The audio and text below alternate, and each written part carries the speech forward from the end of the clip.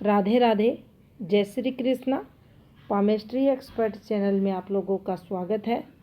आज हम गुरु पर्वत पर बनने वाली एक ऐसी दुर्लभ फॉर्मेशन के बारे में जानेंगे जो बहुत ही शुभ होती है। जिस उद्देश्य से मनुष्य का जन्म होता है उस उद्देश्य की प्राप्ति में ये फॉर्मेशन 100% व्यक्ति को सफल बनाती है। तो देखिए, 84 लाख जब योनियों में बार बार व्यक्ति भटकता है, जीव भटकता है, एक समय आता है भगवान उस व्यक्ति को, उस जीव को मौका देता है कि अपने जो जन्म जन्मांतर के कर्म बंधन हैं उनसे मुक्त हो और प्रभु की शरण में आए। ऐसा वह उसी स्थिति में कर पाता है जब वह मनुष्य जीवन को धारण करता है। मनुष्य जीवन जब धारण करता है तो उसे ये विवेक दिया जाता है कि वह अपनी आत्मा की उन्नति के लिए अच्छे कर्म करे, किसी भी प्रकार के कर्म बंधनों से ना बंधे। जो माया है संसार रूप की उसको समझे।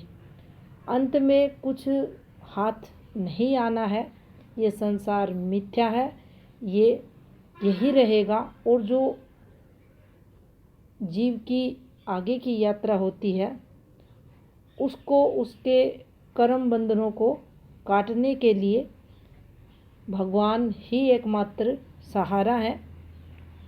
तो उसे उस दिशा में प्रयासरत रहना चाहिए। लेकिन वर्तमान समय में कलयुग के प्रभाव स्वरूप व्यक्ति ऐसा नहीं कर पाते हैं, वह और अधिक माया में फंसते हुए चले जाते हैं। तो समुद्र शास्त्र में भी जब इस ग्रंथ की रचना हुई उस समय भी ऐसी बातें बहुत सारी इस शास्त्र में मेंशन की गई कि कुछ ऐसी रेखाएं हाथ में आती हैं जो व्यक्ति को आत्म उत्थान करवाती हैं, तत्वदर्शी बनाती हैं। ये जो ब्रह्मांड है 5 तत्वों से बना है, हमारा शरीर 5 तत्वों से बना है। इन 5 तत्वों को जो जान लेता है, जो समझ लेता है, जो इनके दर्शन कर लेता है, उसी व्यक्ति को तत्वदर्शी, तत्वज्ञानी, आत्म उन्नति करने वाला, आत्मचिंतन करने वाला व्यक्ति कहा जाता है। और कई करोड़ों में बहुत 1 या 2 दुर्लभ ऐसे व्यक्ति रहते हैं जिन्हें इन सब का बोध होता है। तो देखिए, गुरु क्षेत्र पर ये फॉर्मेशन कैसे बनती है जो हमें इस दिशा में सफलता दिला देती है।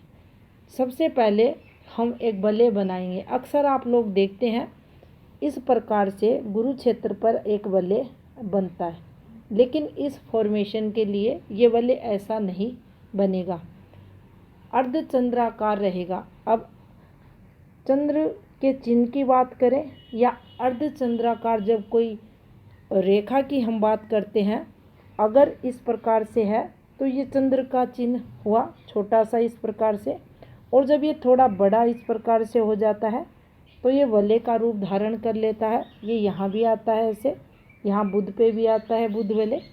लेकिन इस फॉर्मेशन के लिए आप देखेंगे यहाँ से एक वलय आपको घूमता हुआ दिखाई देगा। ये जो गुरु का प्रथम पर्व है, नीचे वाले क्षेत्र से ये आपको एक वलय दिखाई देगा। इससे ठीक थोड़ा ऊपर चलेंगे तो यहाँ प्रॉपर्टी लाइन रहती है, उससे थोड़ा ठीक ऊपर चलेंगे तो यहाँ ज्ञान की रेखा रहती है, जिसको समुद्र शास्त्र में दीक्षा रेखा के नाम से जाना जाता है।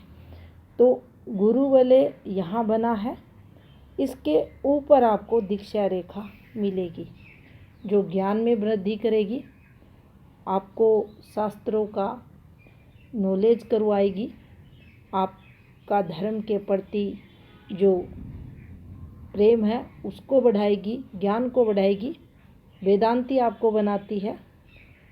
अब इन 2 रेखाओं के साथ फिंगर की जो स्थिति है वह भी इस प्रकार से होनी चाहिए, यानी सूर्य फिंगर से ये लंबी हाथ में होनी चाहिए। चौथी जो मुख्य बात बताई गई है वह हाथ में गुरु ऊंच का होना चाहिए।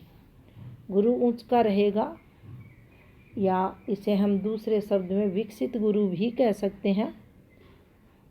अगर ये 4 संकेत आपको किसी भी हाथ में मिलते हैं तो आप ये कहें कि ऐसा व्यक्ति किसी संत महात्मा के हाथ में निश्चित आपको ये देखने को मिलेंगी ऐसी फॉर्मेशन, या किसी ऐसे गृहस्थी के हाथ में भी मिलती हैं तो आप देखेंगे उनका जीवन आम जो जन रहते हैं उनसे बिल्कुल अलग मिलेगा। किसी भी प्रकार का कोई कपट, संसार के प्रति मोह, माया इनके मन में नहीं रहती। गुरु उच्च का जब होता है तो देखिए, हम जब नॉर्मल एनालिसिस करते हैं तो गुरु और शुक्र पर जोर देते हैं कि ये दोनों ग्रह अच्छे होने चाहिए। दोनों अच्छे हैं तो हर सुख मिलता है। यहाँ गुरु उच्च का है तो क्या काम धंधा बहुत बड़ा हुआ इस फॉर्मेशन पर मिलेगा जिसका हम जिक्र कर रहे हैं? नहीं, ऐसा कुछ नहीं है।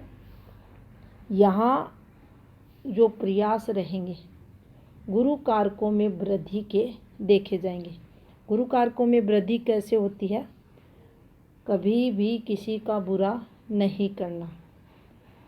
और यहाँ शुक्र पर जब चलते हैं, भक्ति दोनों क्षेत्रों पर आती है, यहाँ भी आती है और यहाँ भी आती है, लेकिन ये परहिताय चलता है और ये स्वयं हिताय रहता है। यहाँ दूसरों का भला, नैतिक कर्म, समाज का कल्याण, धर्म का प्रचार प्रसार, धर्म का उत्थान, जीव का कल्याण, अच्छी शिक्षा, ज्ञान का स्तर बढ़ा हुआ होना, अपने लिए क्या श्रेष्ठ है, अपनी आत्मा के उत्थान के लिए सतत प्रयास ये जातक करते रहते हैं और इन्हें सफलता भी मिलती है। अगर ये 4 संकेत आपके भी किसी के हाथ में है तो ये एक संकेत है कि जीव जो प्राणी है उसको मोक्ष की प्राप्ति निश्चित ही मिलेगी, और ये एक बहुत शुभ संकेत हाथ में माना जाता है। जानकारी अच्छी लगी, वीडियो को लाइक शेयर ज़रूर करें। आपका बहुत बहुत धन्यवाद।